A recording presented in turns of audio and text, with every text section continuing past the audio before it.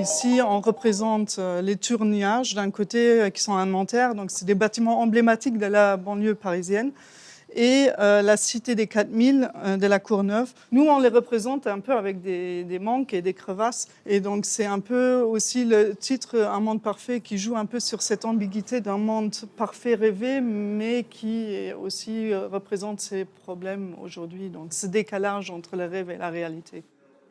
Généralement, dans l'histoire de l'architecture, les habitations de pauvres sont complètement inexistantes. Pour la première fois, donc, dans les années 50-70, ils arrivent à construire des habitations pour le plus grand nombre, qui sont quand même dans des échelles assez importantes. On essaie de créer une intimité avec l'œuvre, justement dans ce rapport d'échelle, dans cette espèce de monumentalité, mais qui ne doit pas non plus dépasser les bornes. In dem Fall ist es etwas, womit Menschen im täglichen Leben konfrontiert werden. Es sind Autos, Dinge, die jeder schon einmal benutzt hat und mit denen man sehr vertraut ist. Und man geht durch die Straßen und auf einmal sieht man zwei Autos, die nicht normal wie andere in einer Parklücke stehen, sondern man könnte fast meinen, korpulierend und verschmelzend, sich vereinend eine Parklücke teilen. Ich glaube, dass die Aufmerksamkeit deshalb entsteht, weil es einfach ein gewohntes Ding ist und plötzlich ist das so eine eigenartige Skulptur.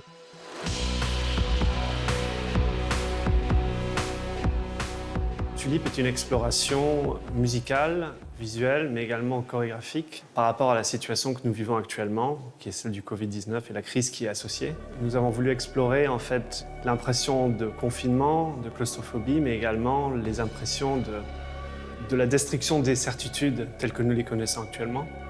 Quand j'ai une idée musicale, en général, je me laisse porter par une intuition ou par un sentiment qui est lié à ce morceau-là. C'est en visitant ce lieu que très vite, en fait, les idées que j'avais, mais aussi qu'on avait déjà avec Ted Kayumba et Gilles Crevisier, se sont un peu matérialisées. Donc c'est en fait le lieu qui est devenu quelque part un deuxième personnage.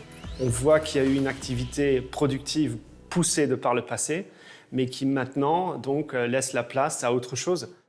Je pense qu'à Esch, c'est par plusieurs phases de transformation ou de changement qui s'est, avec la fermeture des usines, vu un peu désertifié. Et aujourd'hui, je pense qu'on est à un moment charnière où Esch continue à se chercher quelque part, mais à se tourner vers la culture, donner un nouveau sens à la ville en fait.